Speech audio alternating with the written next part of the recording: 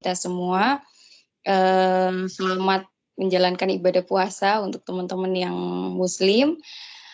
Baik di pagi hari ini kita akan ada kegiatan space gitu ya, speaking at the conference. Ini merupakan sebuah webinar yang di mana sebenarnya dikelola oleh mahasiswa, dari mahasiswa untuk mahasiswa begitu ya.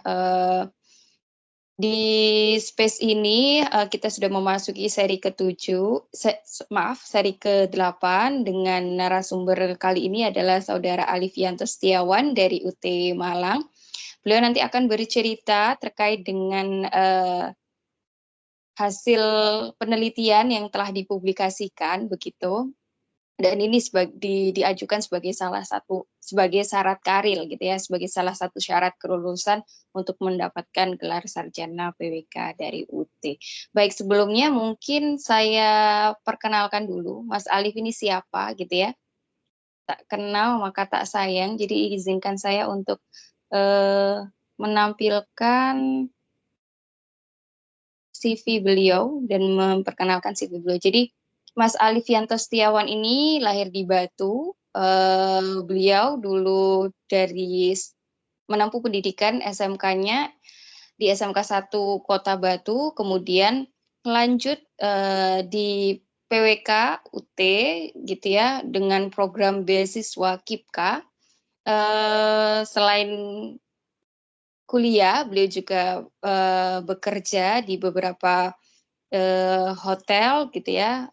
Kemudian pada saat kuliah, beliau mengikuti magang di, PT Sagamarta dan kemudian sekarang melanjutkan kerja sebagai junior planner di PT Sagamarta. Oke, demikian adalah CV dari Mas Alif gitu ya.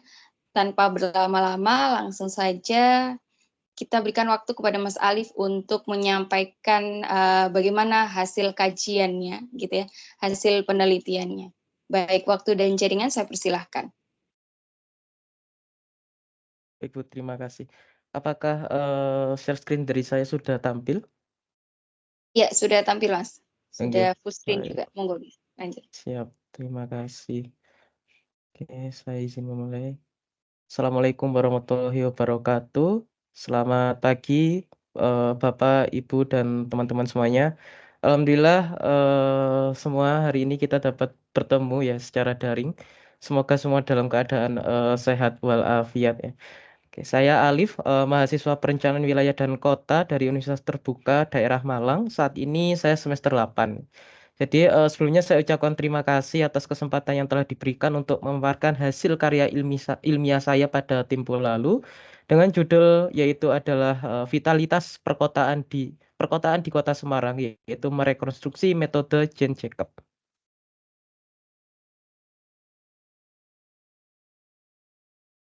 Adapun beberapa outline pembahasan yang nantinya akan saya sampaikan dari yang pertama yaitu ada latar belakang, kemudian penelitian terdahulu, metode penelitian, kemudian pembahasan dan juga kesimpulan. Saya sampaikan juga bahwa karya ilmiah ini dibimbing dan dididik oleh tutor saya yang juga ikut pada saat penyusunan yaitu ada Ibu Vanita, Ibu Anissa Dira dan juga Bapak Firman Afrianto. Kemudian karya ilmiah ini disusun mulai dari pertengahan bulan Mei tahun 2023 lalu dan pada akhirnya berhasil publish di akhir bulan Juli 2023. Jadi publish tersebut itu di Jurnal Universitas Hindu atau UNHI yang tersertifikasi Sinta 5. Kemudian vitalitas perkotaan yaitu merupakan konsep penting dalam pengembangan kota yang berkualitas menurut Jacob 1961, kemudian juga menurut Bagheri dan Khojasteh Gambari 2014, Jin et al. 2017 dan juga Chen et al. 2022. Studi vitalitas perkotaan di negara berkembang masih terbatas. Jadi sementara Kota Semarang dihadapkan pada tantangan pembangunan infrastruktur, kemudian kegiatan budaya dan juga potensi yang pariwisata yang belum optimal. Jadi menurut Arti Ningsih et al 2010, Sari et al 2017, Ardi Nugroho et al 2019, yaitu oleh karena itu penelitian tentang vitalitas perkotaan di Semarang ini menjadi relevan untuk dipilih. Penelitian ini menggunakan berbagai indikator untuk mengukur vitalitas perkotaan seperti kepadatan penduduk, aktivitas ekonomi dan fasilitas umum. Adapun menurut Jacob 1961, Bakary Kojasteh Gamari 2014, Fuentes et al. 2020, Pakos et al. 2022, dan Chat et al. 2022 menambahkan bahwa persebaran fasilitas komersial juga menjadi indikator yang penting. Perkotaan telah mengalami perkembangan yang signifikan dari waktu ke waktu, terutama dalam hal teknik pengumpulan data. Dalam beberapa tahun terakhir, kemajuan teknologi telah memberikan keuntungan dalam penggunaan teknik pengumpulan data yang lebih canggih dan inovatif, khususnya dalam memahami vitalitas perkotaan, seperti yang dilakukan oleh Chat et al. 2022, Lee et al. 2022, dan Pakos et al. 2022. Ketiga peneliti tersebut menerjemahkan metode Jean Jacob dengan beberapa penyesuaian. Dengan berkembangnya teknologi digital dan teknologi informasi, penelitian tentang vitalitas perkotaan di Kota Semarang ini berusaha untuk memanfaatkan big data sebagai pendekatan dalam merekonstruksi metode vitalitas perkotaan dari Jean Jacob. Kemudian big data yang dimaksud yaitu meliputi penggunaan data secara open source. Kemudian penelitian ini berfokus untuk mengkaji vitalitas perkotaan di wilayah administratif Kota Semarang sebagai ibu kota Provinsi Jawa Tengah. Kota Semarang merupakan pusat aktivitas pemerintahan, ekonomi, sosial, dan budaya di wilayah tersebut. Oleh karena itu, mempelajari vitalitas perkotaan di Kota Semarang akan memberikan wawasan signifikan tentang dinamika perkotaan di kawasan tersebut. Kota Semarang terbagi menjadi 16 kecamatan yang meliputi Semarang Barat, Semarang Timur, Semarang Selatan, Semarang Utara, Semarang Tengah, Pedurungan, Gajah Mungkur, Genuk, Candisari, Banyumanik, Tambalang, Ngalian, Mijen, Gayamsari, Tugu, dan juga Gunung Pati. Dari 16 kecamatan tersebut terdapat 177 kelurahan yang ada di Kota Semarang. Penelitian ini menggunakan berbagai dataset digital atau open source yang dapat diakses secara terbuka, di antaranya meliputi World Population Data atau WorldPop, kemudian juga Global Administrative Area atau GADM, kemudian ada Global Human Settlement Layer atau GHSL, kemudian ada Google Point of Interest atau POI, dan juga OpenStreetMap atau OSM. Informasi lebih rinci mengenai masing-masing data tersebut dapat dilihat pada tabel. Tahap pemrosesan dalam penelitian ini meliputi beberapa kegiatan, di antaranya seperti melakukan coordinate density, kemudian juga zona statistik, dan juga melakukan korelasi. Jadi setelah melakukan pengumpulan data, dilakukan tahap pra-pemrosesan untuk memastikan bahwa data tersebut memiliki format yang seragam sehingga memudahkan proses selanjutnya gitu. Kemudian untuk coordinate density, pada penelitian ini digunakan untuk mengetahui kepadatan pada setiap indikator dengan menggunakan teknik analisis spasial pada aplikasi ArcGIS 10.8. Kemudian zona statistik merupakan metode spasial yang digunakan untuk menghitung statistik pada suatu wilayah atau zona. Simulasi pada input data raster dan vektor dapat dilihat pada gambar 3. Pada penelitian ini, zona statistik digunakan untuk menghasilkan nilai mean atau rata-rata pada tiap kelurahan berdasarkan variabel dan indikator penelitian. Nilai dari hasil perhitungan tersebut membentuk degree of vitality atau derajat perkotaan dengan menggunakan skala dari 4 hingga 1, di mana 4 yaitu artinya rendah, 1 artinya tinggi. Penelitian ini mengenai vitalitas perkotaan juga menggunakan metode korelasi Pearsons untuk menganalisis hubungan antara berbagai faktor yang mempengaruhi vitalitas perkotaan. Dengan menggunakan korelasi Pearson, penelitian ini dapat mengidentifikasi apakah terdapat hubungan positif atau negatif antara variabel-variabel tersebut, serta sejauh mana hubungan tersebut dapat signifikan.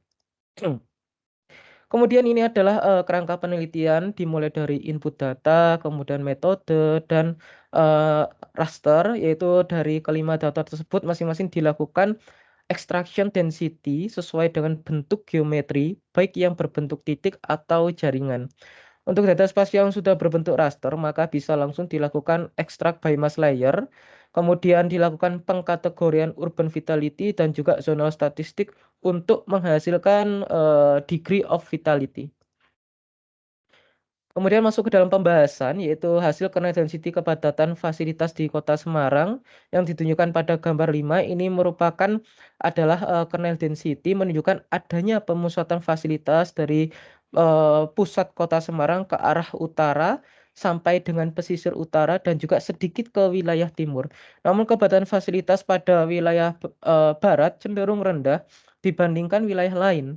Dalam tingkat kelurahan seperti yang di gambar 6, Kota Semarang memiliki kepadatan fasilitas yang terpusat di beberapa kecamatan. Di antaranya ada Kecamatan Semarang Utara, Semarang Barat, Semarang Tengah, Candisari, Gayamsari, serta sedikit kepadatan di wilayah Kecamatan Banyumanik dan Tembalang. Untuk Kecamatan Mijen, Tugu, dan Gunung Pati memiliki kepadatan yang rendah. Kemudian tidak berbeda jauh, kepadatan fasilitas dan kepadatan penduduk di Kota Semarang juga terpusat di tengah kota dan mengarah ke arah utara sampai dengan pesisir utara dan juga sedikit di wilayah timur. Selain itu, Kota Semarang memiliki kepadatan penduduk pada tingkat kelurahan seperti yang di gambar 8 itu tersebar di beberapa kecamatan meliputi Semarang Tengah, Semarang Utara, Barat, Timur, Selatan, kemudian Kecamatan Gayamsari, Pedurungan, dan Banyumanik. Kecamatan Banyumanik satu-satunya kecamatan yang tidak terklaster, namun di dalamnya terdapat beberapa kelurahan yang memiliki kepadatan tinggi. Hal tersebut serupa dengan kepadatan fasilitas. Kemudian masuk ke dalam bangunan berketinggian rendah. Ini adalah bangunan yang memiliki ketinggian antara 4 sampai dengan 8 meter yang didapatkan dari data KSL. Jadi kepadatan bangunan berketinggian rendah ini paling padat yaitu berada pada kelurahan yang tersebar di beberapa kecamatan yang meliputi Semarang Tengah, Selatan, Barat, Gajah Mungkur, dan Banyumanik. Bangunan yang berketinggian rendah dapat menciptakan lingkungan perkotaan yang baik dan terlihat memiliki karakteristik mempertahankan warisan arsitektur tradisional, serta sesuai dengan prinsip-prinsip pembangunan berkelanjutan seperti efisiensi energi dan menciptakan suasana lingkungan yang baik. Masuk ke dalam kepadatan bangunan tua, jadi menggunakan data bangunan tua di Kota Semarang, ini adalah data tahun 1975 yang saya dapatkan dari GSL. Jadi cenderung tersebar secara menjaring dari wilayah tengah pusat kota menuju utara, selatan, barat, dan timur. Selain itu, terlihat bahwa pola persebaran bangunan atau kehidupan kota sudah sejak lama berkembang di tengah dan mengarah ke utara. Kepadatan bangunan tua tingkat kelurahan pada gambar 12 itu yang paling tinggi di Kota Semarang tersebar ada di beberapa kecamatan seperti Semarang Tengah, Selatan, Utara, dan Semarang Barat. Masuk ke dalam kepadatan jaringan jalan. Di Kota Semarang berada pada wilayah pusat kota, kemudian mengarah utara dan sedikit mengarah ke selatan. Sedangkan pada wilayah barat memiliki kepadatan jalan yang rendah. Pada hasil gambar 13 itu menunjukkan adanya dua klaster yang tinggi. Hal tersebut menggambarkan adanya pusat-pusat aktivitas atau area dengan tingkat kepadatan jalan yang cukup tinggi dan mengindikasikan adanya pemusatan ekonomi, kemudian kegiatan sosial, serta infrastruktur di kelurahan tersebut. Pada pusat kota terdapat banyak jalan yang bersimpangan, sehingga apabila dilakukan kernel density, maka terbentuk kepadatan yang tinggi.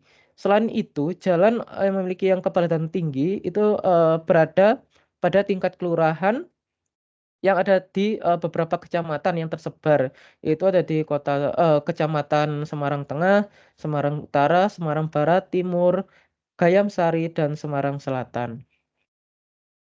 Setelah dilakukan zona statistik pada masing-masing variabel, maka menghasilkan kelurahan dengan nilai vitalitas atau disebut degree of vitality.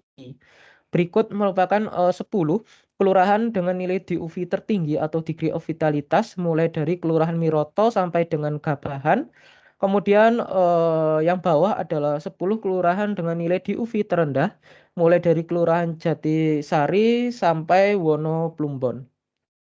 Jadi total yang ada di Kota Semarang kelurahannya itu adalah 117.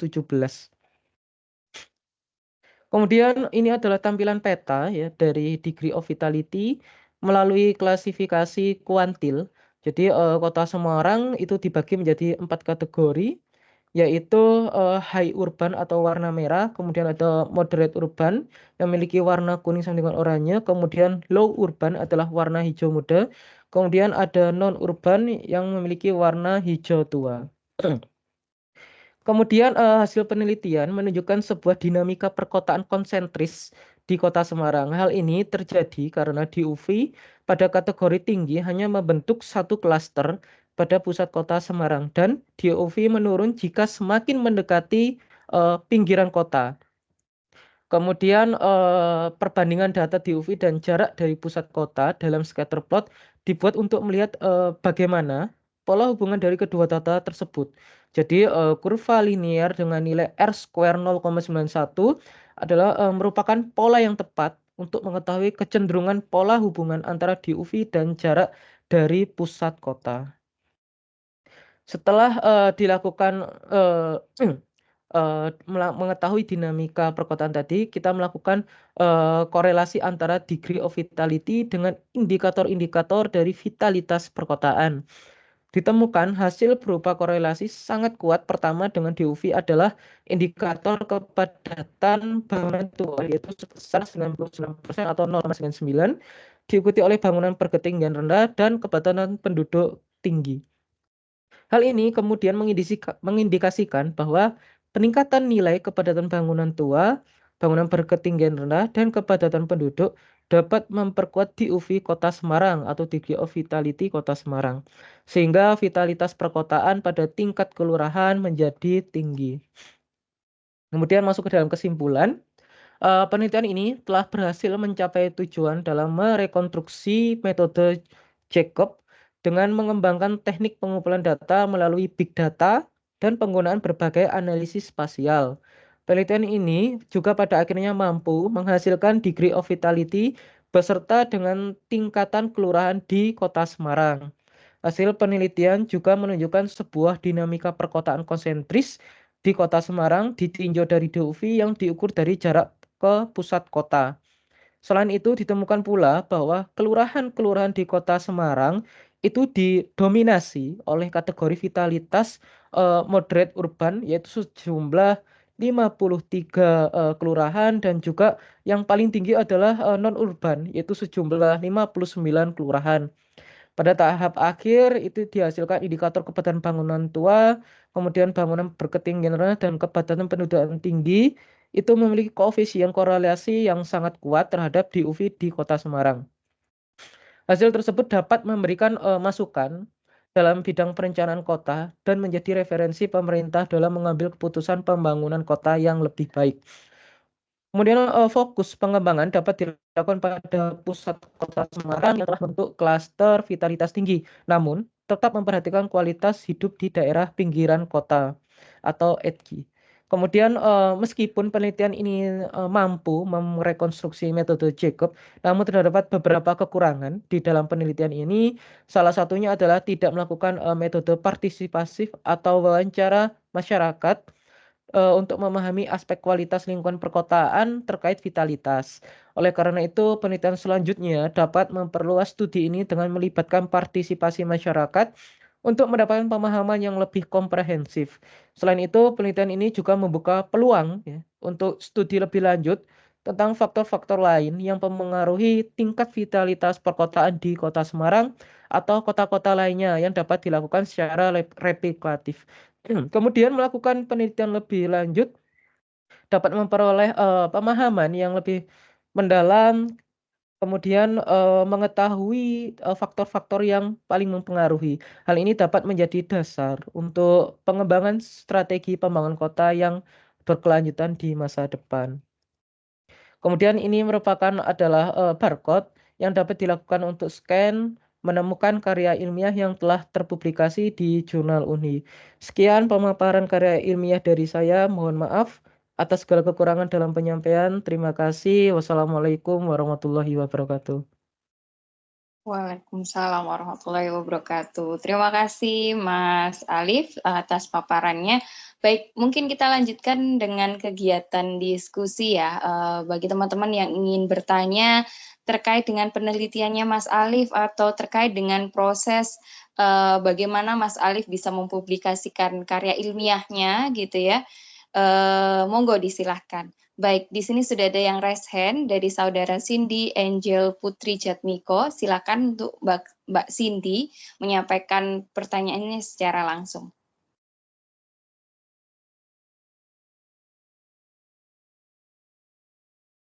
Ya, halo Mbak Cindy.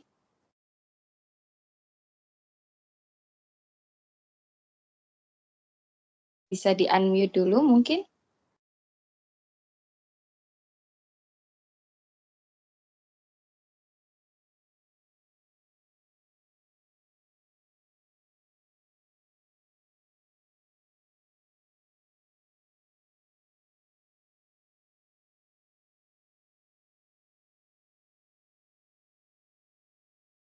Oke, baik. Ya, saya lanjutkan dulu mungkin ya Mbak Cindy ke Mbak Yeni Rohmawati. Monggo Mbak Yeni bisa menyampaikan pertanyaannya secara langsung. Oke, baik. Perkenalkan saya Yeni Romawati dari PWK UPBJJ Surakarta. Saya ingin bertanya kepada Mas Alif dan Bu Ulul sekalian ya nanti. Bagaimana kita dapat menyusun karya seperti yang telah dilaksanakan Mas Alif dengan pendampingan tutor? Apakah di UT Surakarta dengan jumlah mahasiswa yang PWK-nya sangat sedikit, apa juga kan mendapatkan pendampingan yang sama? Selama ini saya melihat UPBJJ Malang khususnya untuk prodi PWK itu sangat aktif dan begitu disupport untuk pembelajarannya, sementara saya merasa kok di Surakarta ini sangat kecil lingkupnya, kurang ini ya, kurang ada fasilitas dan berdasarkan pengalaman studio 1 dan 2 kami mendapatkan satu tutor saja dan itu pun saya merasa kurang apa ya, kurang baik dalam membimbing kami gitu. Apakah di Karil ini nanti benar-benar akan dibantu oleh tutor dalam penyusunan Karil hingga selesai gitu, Bu. Terima kasih. Iya, baik. Terima kasih. Oke, mungkin Mas Alif dulu nih, bagaimana cerita ini ya dari sudut pandang proses penulisannya. Terima kasih Mbak Yuni atas Iya, baik. pertanyaannya. Monggo, Mas Alif. Baik, terima kasih. Sebelumnya terima kasih atas pertanyaannya ya dari Mbak Yeni Rohmawati.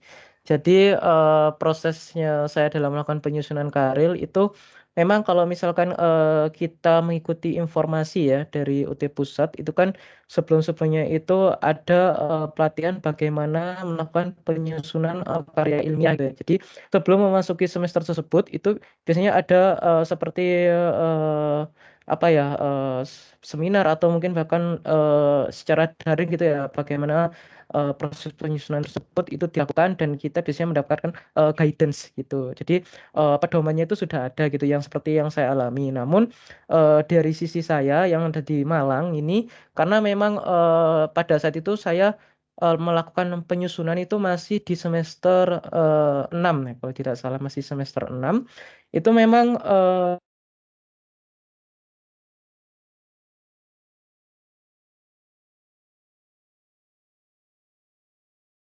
Halo, Mas Alif. Kayaknya ini putus ya. Bentar. halo Apakah tes. hanya di saya? Iya, oke. Oke, mohon maaf Sudah, terputus. Mas. Nggih. Monggo Jadi diulang. nggih, izin mengulang. Jadi pada semester 6 lalu jadi tutor kami yang ada di UT daerah Malang itu menginisiasi menyusun karya ilmiah gitu. Nah, karya ilmiah tersebut itu juga dijadikan tugas kami pada suatu mata kuliah. Jadi apabila karya ilmiah tersebut berhasil sampai dengan terpublikasi itu mendapatkan nilai yang cukup baik gitu. Nah, dari situ kami masing-masing mahasiswa itu mendapatkan pembimbing ya, pembimbing untuk melakukan penyusunan karya ilmiah seperti itu. Jadi mengetahui juga bahwa karya ilmiah di UT itu bisa menggunakan karya ilmiah yang sudah terpublikasi asal terdapat beberapa persyaratan yang sebenarnya sudah ada sih di katalog gitu, sudah dijelaskan juga bahwa kita harus menjadi nama pertama di jurnal yang telah terpublikasi tersebut seperti itu, dan juga ada ketentuan-ketentuan referensi yang digunakan seperti menggunakan referensi jurnal 5 tahun terakhir yang digunakan seperti itu. Nah, mungkin itu yang saya dapat jawab, Bu. Terima kasih.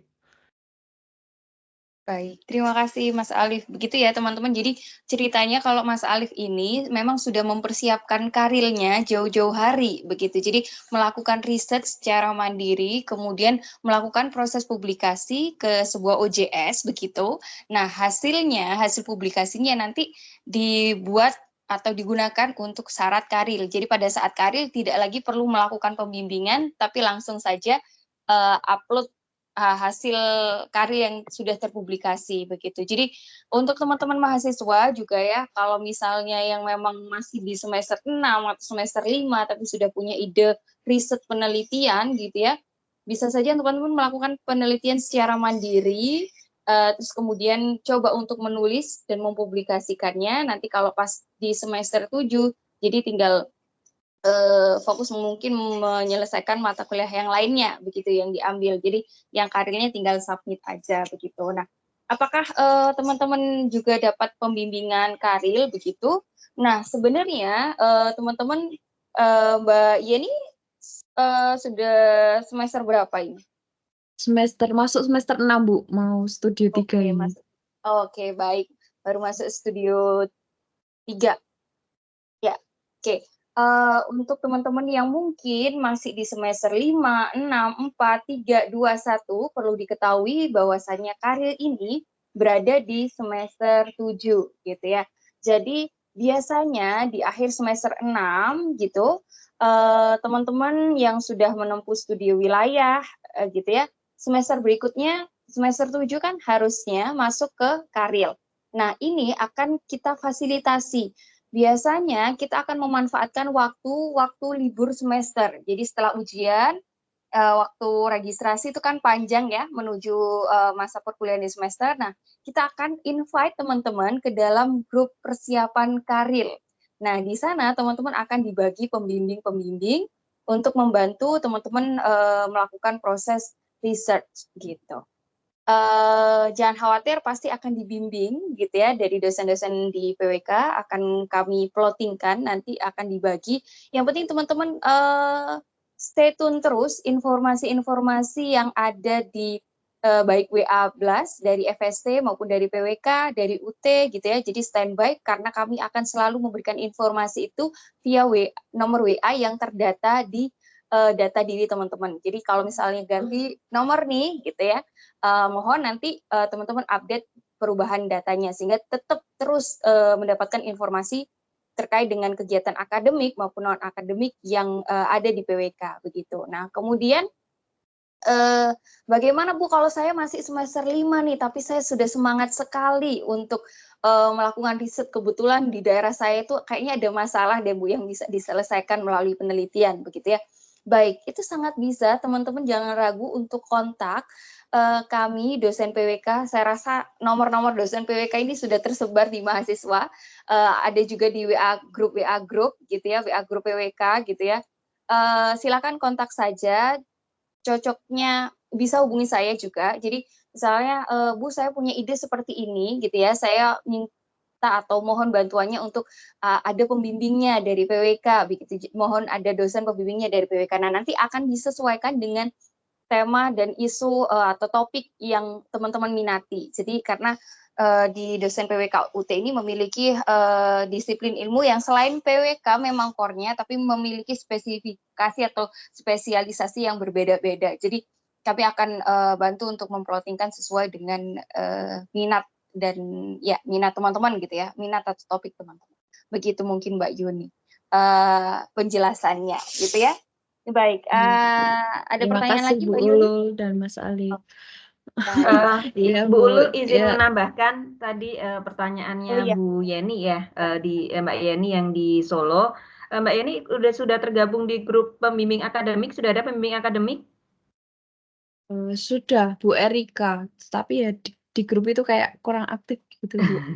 Iya, jadi Se- jadi beberapa layanan itu sebenarnya diberikan kepada seluruh mahasiswa PWK ya di daerah yang termasuk halnya pembimbing akademik di mana teman-teman itu mendapatkan setiap mahasiswa itu punya pembimbing akademik dari dosen di UT Pusat.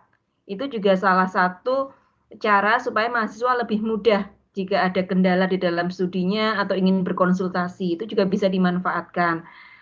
Selain juga dengan bisa mengontak bapak ibu yang lain juga tidak masalah dengan itu. Kemudian kalau beberapa pengalaman di UT daerah yang lain itu biasanya mahasiswa di UT daerah setempat itu biasanya mereka membuat kelompok gitu. Misalkan pernah dulu mahasiswa di Pangkal Pinang, di Nias gitu, termasuk yang di Malang, mereka membentuk kelompok grup gitu, grup mahasiswa PWK di UT itu.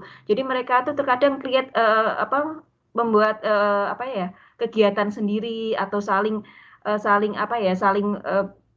support antara mahasiswa PWK yang ada di UT tersebut kayak gitu. Terkadang malah pernah saya datang juga ke acara mereka kadang ada pertemuan setelah studio gitu, kumpul bareng seperti itu ya. Mudah-mudahan gitu ya di Solo ini tren mahasiswanya semakin bertambah ya. Jadi kalau membentuk komunitas PWK UT Solo biar lebih banyak gitu dan bisa lebih kompak gitu kegiatannya gitu-gitu ya. Tapi kalau ke karya ini ya tenang aja, nanti semua juga akan mendapatkan pembimbing dari situ tanya pada saat nanti di semester 7 ya Bu Ulul ya. Iya, betul. Biasanya di semester 6 akhir. 6 akhir udah menuju mulai semester bisa 7, ya. terlihat ya, bisa terjaring apa enggak gitu ya. Itu Mbak Yani ya, tetap semangat ya teman-teman di UT Solo ya. Ya, Bu, terima kasih. Oke, ada lagi Mbak Yani? Kalau ini Bu sedikit tanya ya, kalau mengenai pendampingan gitu yang offline tidak ada ya, memang khusus online semuanya ya dari ini. Kalau saya lihat kalau di PWK Malang itu kayaknya aktif ada yang offline-nya gitu, jadi kan kayak agak iri ya saya, iri tapi kan di Solo itu sedikit mahasiswanya dan ini ada yang baru-baru aja, mungkin ini mahasiswa semester 1 jadinya dapat beasiswa itu, jadi ada yang masuk prodi PWK yang banyak itu baru masih semester-semester awal dan saya itu udah mau selesai, Bu. Jadi komunitas Iya, saya betul, itu Mbak. hanya paling ini, nggak ada 10 mahasiswa ya di Solo itu satu angkatan, kalau di angkatan saya kebetulan jadinya sangat sedikit dan Iya, memang kalau banyaknya mahasiswa yang bekerja gitu. ya, kalau di Solo sekarang sudah ada kelompok mahasiswa beasiswa ya, yang KIPKA ya Bu Iya. Ulul ya. Nah, itu memang kalau mahasiswa KIPKA itu memang ada kewajiban juga tutorial tatap muka.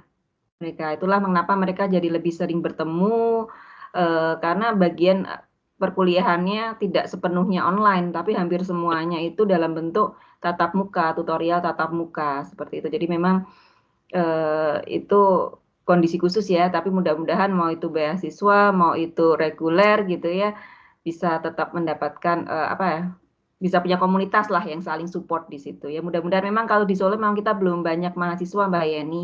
Ya mudah-mudahan nanti semakin semakin banyak timnya nanti di Solo ya, biar kita bisa create. Yang sebenarnya kemarin sedang kita rencanakan tapi belum sempat itu adalah ada pembinaan pelatihan juga di UT Solo gitu. Tapi kita masih coba penjajakan pelatihannya mau apa untuk mahasiswa PWK dan seberapa banyak pesertanya kayak gitu, itu kita masih penjajakan. Mudah-mudahan bisa ya dalam waktu dekat. Iya, amin. Baik, terima kasih Bu Ulul, Bu Vita, dan Mas Ali atas jawabannya. Semoga saya bisa nanti di semester 7, ini masih semester 6. Jadi mohon banyak bimbingannya. Ya, terima kasih. Baik. Terima kasih. Jangan khawatir, Mbak Yani pasti akan kami arahkan dan kami bimbing. Oh ya, mungkin satu informasi juga yang terlewat ya, teman-teman, bahwasanya selain tadi akan dibagi pembimbingan di akhir semester 6 menjelang semester 7, teman-teman juga kita memfasilitasi program namanya klinik Karil. Jadi jangan lupa ini nanti untuk teman-teman yang mau masuk Karil harus ikut klinik Karil dulu. Nah, klinik Karil dulu itu klinik karir itu dilaksanakannya jadi di akhir semester. Jadi setelah masa ujian, nah itu biasanya langsung muncul klinik karir. Jadi setiap semester itu kita ada 3 klinik ya teman-teman, klinik SIG, klinik mantep, dan juga klinik karil. Nah urutan pelaksanaannya biasanya klinik karil dulu, baru klinik SIG, terus kemudian klinik mantep. Nah klinik karil untuk teman-teman yang akan masuk karil, klinik SIG dan klinik mantep untuk teman-teman yang akan masuk ke studio. Jadi begitu. Oke, baik. Selanjutnya mungkin ada pertanyaan lagi. Silakan teman-teman raise hand. Mungkin ada kiat-kiat atau apa gitu ya yang ingin ditanyakan kepada Mas Alifianto, saya persilahkan. Oke, baik. Mungkin sambil nunggu pertanyaan dari yang lainnya ya, Mas Alif bisa cerita sedikit bagaimana prosesnya pada saat submit jurnal ke dalam sebuah OJS gitu ya, terus kemudian prosesnya seperti apa, kendalanya seperti apa, atau tipsnya seperti apa supaya diterima dan lain sebagainya gitu ya, supaya memberikan teman-teman yang mau riset mandiri dulu gitu ya, mau penelitian mandiri dulu dan submit ke sebuah OJS gitu. Monggo Mas Alif. Oke Bu, baik, terima kasih sebelumnya.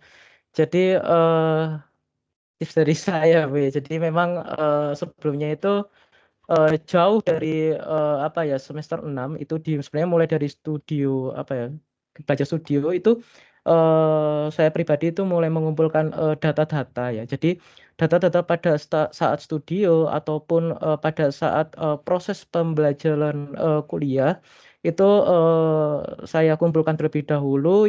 Kemudian pada saat memasuki apa ya, mau melakukan penyusunan karya ilmiah itu sebetulnya kita sudah bisa memilah gitu. Jadi menggunakan data-data yang sudah ada, baik itu data primer dan juga data sekunder gitu. Kemudian setelah melakukan collecting data,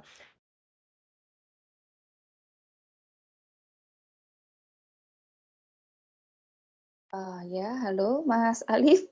Oke, baik. Sepertinya terputus ya, ya teman-teman. ada. Izin melanjutkan Oke, Bu. ya.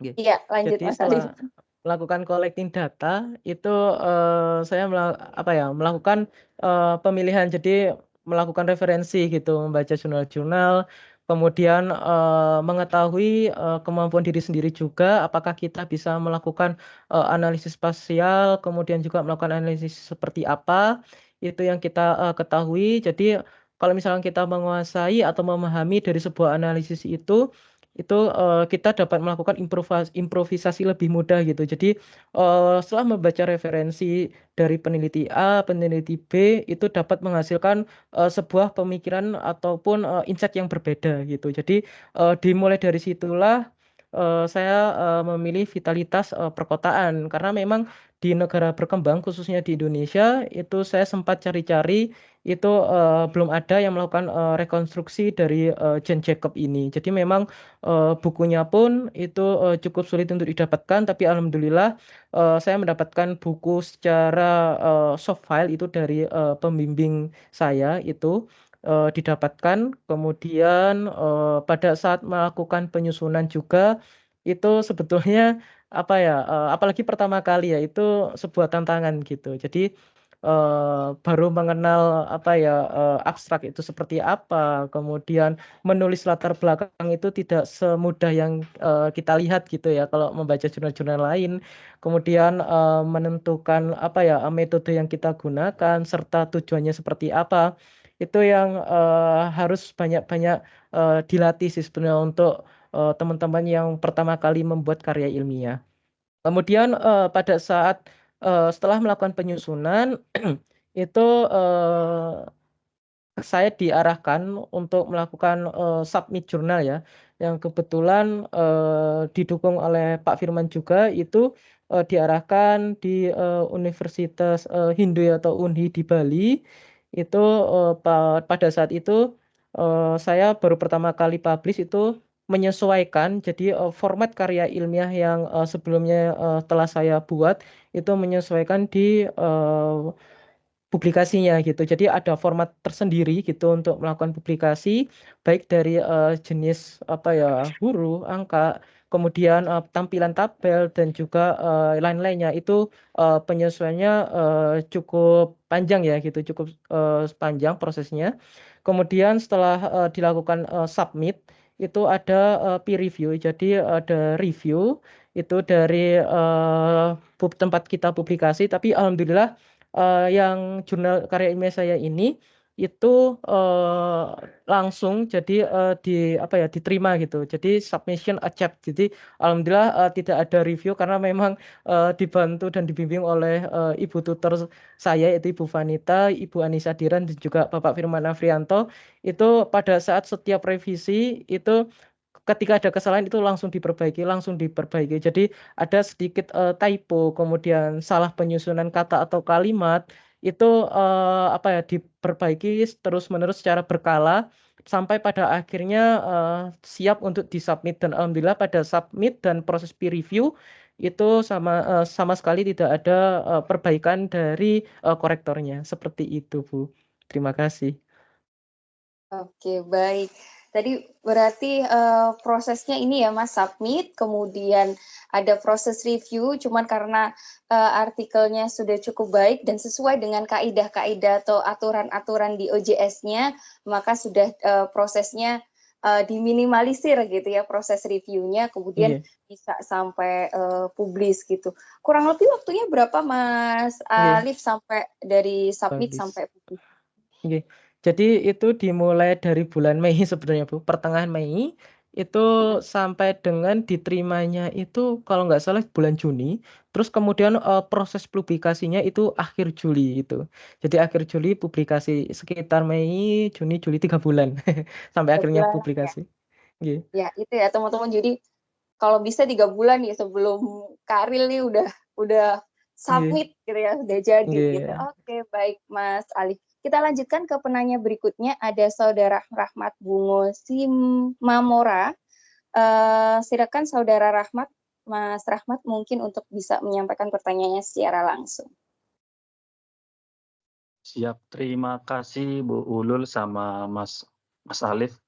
Mungkin saya cuman penasaran aja sih Mas Alif dari dari Karil yang tadi yang disampaikan. Di bab 3 kan ada pembahasan tuh nomor 3.3. Itu ada kepadatan fasilitas, penduduk, jalan dan lain-lainnya. Yang dalam pemikiran saya itu kan ada gambarnya Mas ya. Yang dalam pemikiran saya itu ada kertas kerjanya. Nah, apakah yang dimasukin di dalam Karil ini hanya poin-poinnya saja, tidak termasuk kertas kerjanya, atau seperti apa Mas? Itu aja sih saya penasaran. Oh iya, saya dari UPBJ Jogja, baru semester 4 Bu. Terima kasih. Baik, terima kasih Mas Rahmat atas pertanyaannya dari UT Jogja. Monggo Mas Alif. Terima kasih atas pertanyaannya ya.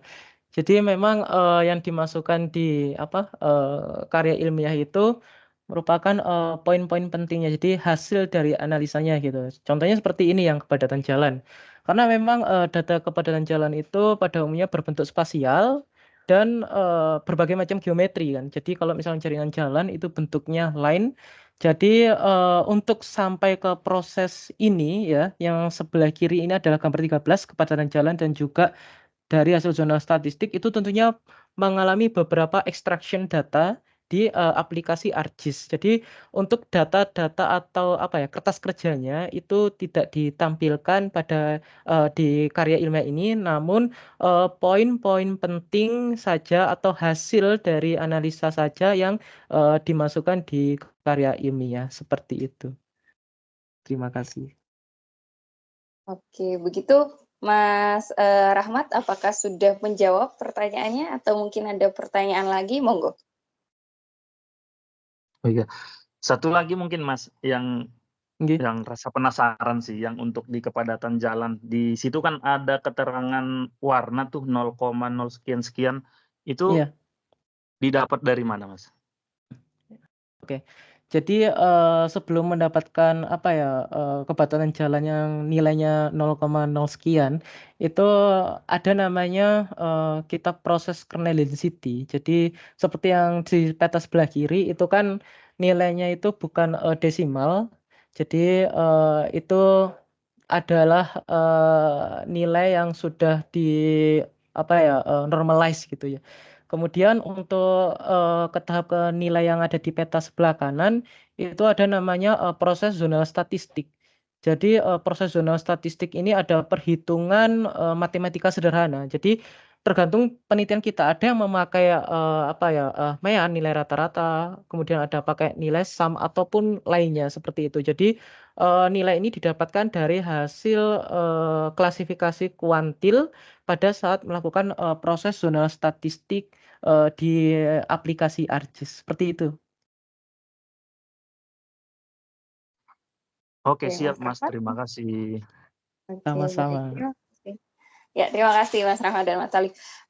Jadi sebagian menggunakan data-data sekunder begitu ya, yang diambil dari open source. Jadi teman-teman kalau membuat karil juga tidak harus turun ke lapang untuk mengambil data primer gitu yang survei begitu ya, tapi teman-teman bisa memanfaatkan berbagai data sekunder gitu ya dari hasil pencarian di internet saja, jadi tidak perlu datang ke lokasinya, itu juga sangat memungkinkan begitu ya. Untuk data-data yang sifatnya spasial, kemarin kalau teman-teman mengikuti atau mungkin yang belum mengikuti klinik SIG, bisa bergabung, nanti banyak diajarkan metode-metode untuk mengumpulkan beberapa data dari internet gitu ya, data-data spasial dengan scraping dan lain sebagainya gitu ya. Jadi data-data sekunder tapi datanya adalah data spasial begitu. Jadi kalau yang belum ikut klinik nanti jangan lupa ikut klinik. Baik, ada lagi pertanyaan mungkin untuk teman-teman mahasiswa mungkin yang ingin ditanyakan kepada Mas Alif. Saya persilakan untuk raise hand. Oke. Ya, mungkin tadi Mas Alif cerita sedikit ya pada saat penulisan sebuah penelitian itu Mas Alif merasa ternyata tidak semudah itu dalam menyusun menulis abstrak, menulis metode dan lain sebagainya. Nah, tapi Mas Alif percaya bahwa itu semua bisa dilakukan kalau kita latihan. Nah, bagaimana cara Mas Alif mungkin berlatih atau mengatasi kendala-kendala dalam melakukan penelitian itu? Monggo Mas Alif. Iya, baik, terima kasih. Jadi selama penyusunan karya ilmiah memang banyak hal yang tidak mudah gitu. Jadi bagaimana untuk menyikapi dan melatih diri untuk bisa melewati itu semua gitu. Jadi memang yang pertama dilakukan adalah banyak membaca. Jadi banyak membaca jurnal-jurnal gitu untuk mengetahui bagaimana sih gaya penulisannya, kemudian juga artikulasinya seperti apa. Itu lebih sering itu baca-baca jurnal aja.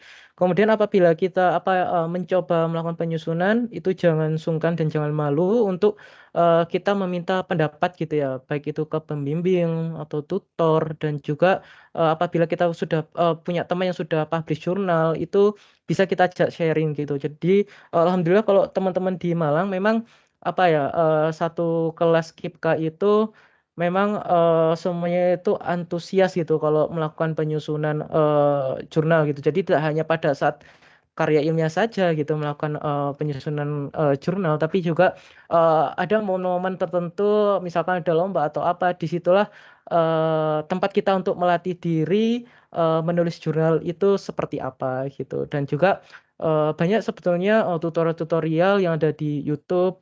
Kemudian apabila kita kesulitan menyusun kata-kata ataupun yang lainnya, bisa berdamai dengan teknologi, khususnya menggunakan ChatGPT ya kalau saya itu, tapi tidak dilakukan untuk ChatGPT dikopas ke jurnal gitu. Itu tidak baik untuk dilakukan karena memang kita tidak menggantungkan diri juga pada teknologi, tapi kita mencoba untuk memanfaatkannya dengan baik sesuai dengan tujuan kita. Jadi sebenarnya banyak hal-hal yang baik gitu untuk melatih diri kita seperti itu sih. Jadi banyak-banyak membaca, kemudian lihat tutorial ataupun yang lainnya di media sosial, kemudian ikut lomba atau mungkin ketika ada submit jurnal itu ikut aja, itu melatih diri sih seperti itu.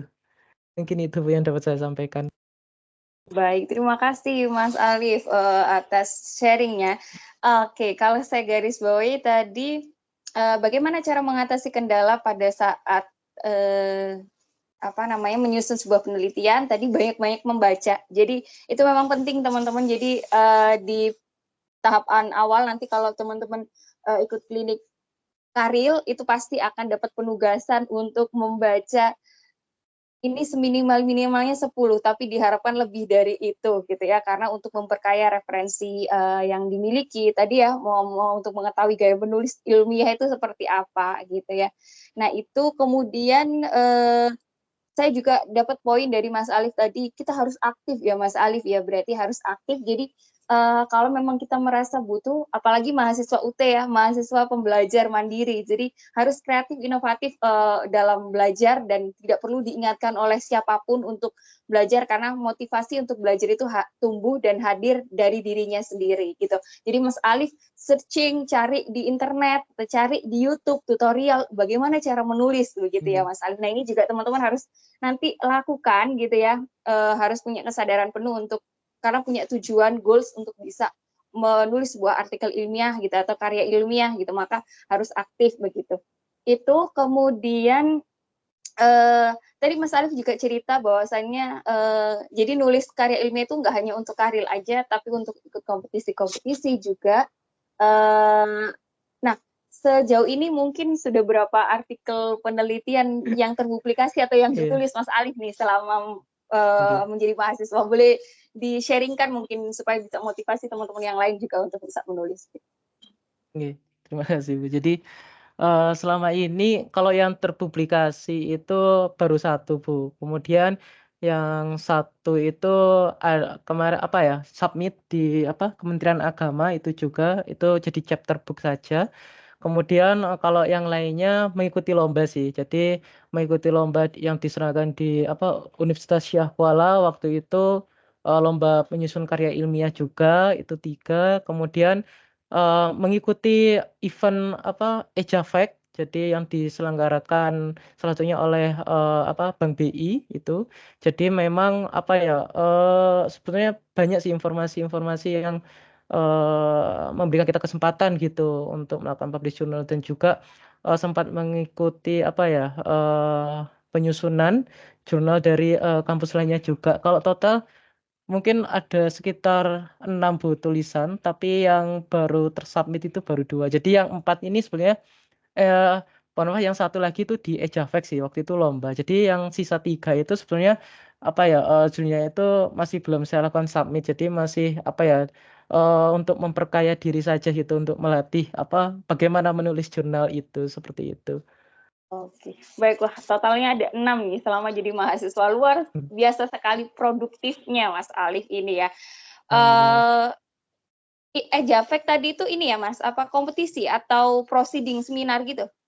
Kompetisi Bu, jadi memang juga diikuti oleh mahasiswa dan juga umum gitu. Jadi setiap tahun itu ada. Jadi yang membuat semangat itu memang juga selain melatih diri juga hadiahnya sih memang kalau dilihat dicantumkan di papan pengumumannya seperti itu. Oke, nah dari menulis bisa dapat hadiah dan bisa mendapatkan penghargaan, juga dapat hadiah yang bisa makin membuat kita termotivasi untuk menulis begitu ya Mas Alif ya. Luar biasa teman-teman. Jadi meningkatkan motivasi menulis itu ya selain tadi adalah kewajiban ya, salah satu syarat untuk bisa lulus ya pasti harus menulis sebuah karya ilmiah, tapi ada motivasi lain juga, banyak hadiah yang dijanjikan ketika kita menuliskan sebuah artikel dan mengikutkannya artikel tersebut dalam sebuah kompetisi-kompetisi gitu. Oke. Sambil nunggu pertanyaan yang lain, monggo teman-teman raise hand kalau memang ada pertanyaan yang ingin ditanyakan ke Mas Alif. Sambil nunggu yang lain, mungkin Mas Alif, kita agak mundur ke belakang nih ya jadinya. Kalau penentuan topiknya, nah ini pun di awal ya, di awal sebelum menulis pasti menentukan topik. Nah, bagaimana cara Mas Alif menentukan topik itu? Mungkin prosesnya seperti apa, kesulitannya apa, dan bagaimana untuk mengatasinya? Monggo. Iya, terima kasih Bu.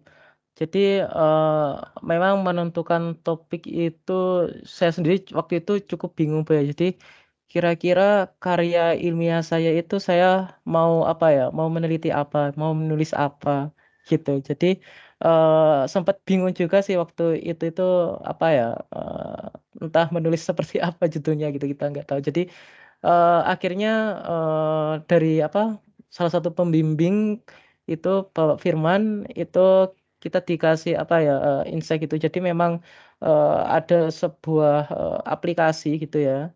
Jadi internet itu kita seperti kayak mining apa ya, mining data gitu. Jadi kira-kira tren apa sih yang apa ya lagi booming yang dilakukan pada tahun ini gitu. Jadi mungkin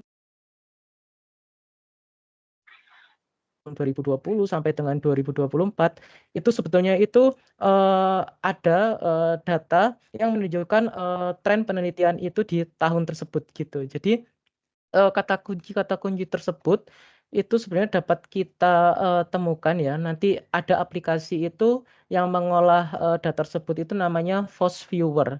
Jadi melalui Force Viewer tersebut itu akan diolah. Kira-kira kata kunci A dan juga kata kunci B itu apakah berkaitan dan seberapa besar kaitannya seperti itu. Jadi menghasilkan apa ya topik penelitian yang akan kita pilih itu sebetulnya dari situ sih gitu kita tahunya. Jadi apa ya semakin misalkan yang terbaru jadi kebaruan yang ada itu semakin update itu maka sebetulnya semakin sulit itu untuk mencari referensi tersebut gitu. Jadi menemukan kata kunci tersebut itu kita ketahui kemudian kita mencari jurnalnya jadi kita baca.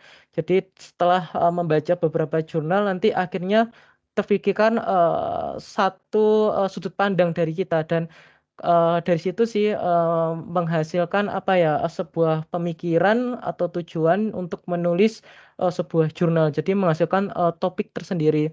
Oh misalkan peneliti A itu penelitiannya menggunakan data ini, kemudian peneliti B menggunakan data ini dan didapatkan secara apa ini gitu. Nah, tapi kita mencoba untuk melakukan bagaimana kalau misalnya kita menggunakan data ini, tapi tujuannya sama. Bagaimana kalau kita menggunakan data ini yang bersumber dari ini. Nah, itulah kita apa ya mencoba mengulik mereplikasikan gitu. Jadi dari situ saya mencoba apa ya merekonstruksi dari buku Jane Jacobs sendiri mengenai vitalitas perkotaan itu.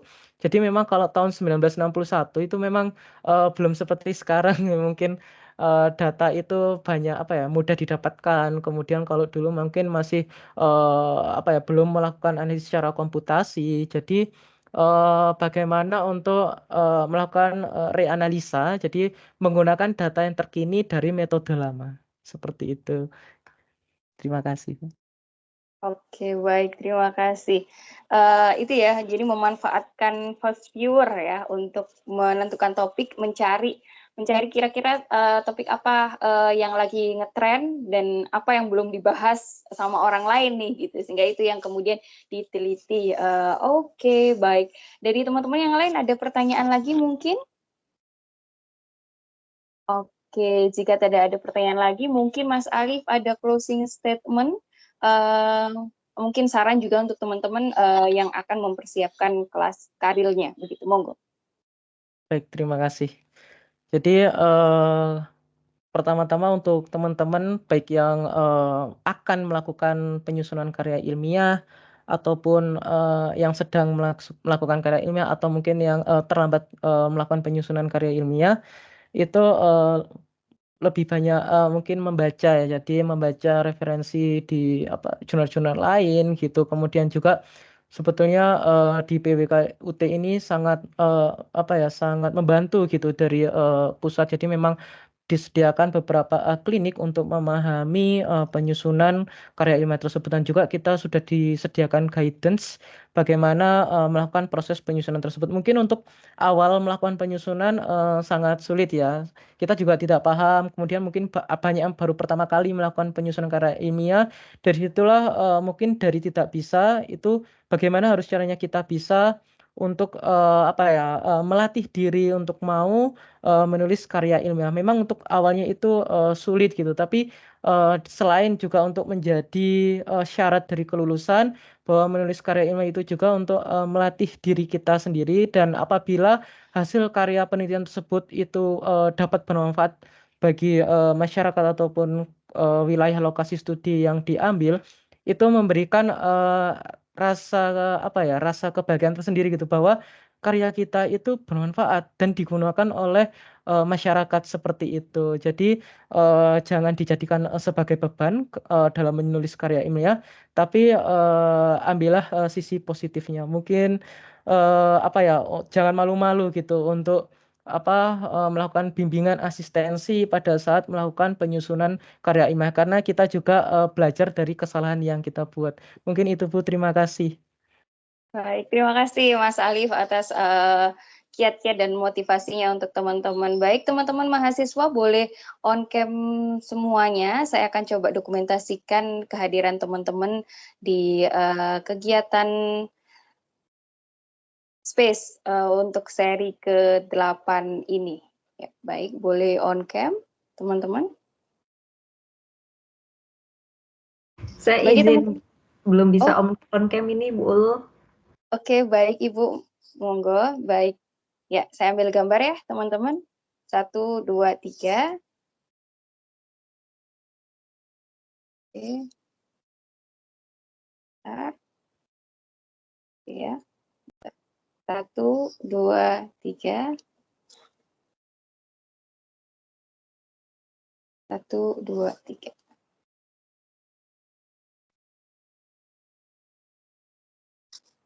Oke, 1, 2, 3.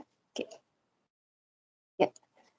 Baik, bagi teman-teman yang belum sempat menyimak secara penuh untuk kegiatan Space seri ke-8 ini, bisa menyimak kembali kegiatan Space seri ke-8 ini di YouTube PWK UT, dan jangan lupa untuk di-subscribe ya, serta untuk kegiatan-kegiatan Space berikutnya akan diinformasikan melalui akun Instagram Universitas Terbuka, PWK Universitas Terbuka di @ProdiPWK_UT_official. Jadi supaya tidak ketinggalan dengan informasi-informasi selanjutnya, jangan lupa untuk follow Instagram UT dan juga YouTube UT. Baik, sekali lagi saya ucapkan terima kasih kepada Mas Alif Yanto selaku narasumber di pagi hari ini di sesi ke-8 ini. Terima kasih juga atas kehadiran teman-teman mahasiswa dan juga Bu Vita. Kurang lebihnya saya mohon maaf dan saya akhiri kegiatan ini. Ada Bu Vanita juga ini sepertinya, Bu Ulu. Ya, pagi Bu Vanita. Terima kasih sudah menyempatkan hadir. Baik, terima kasih.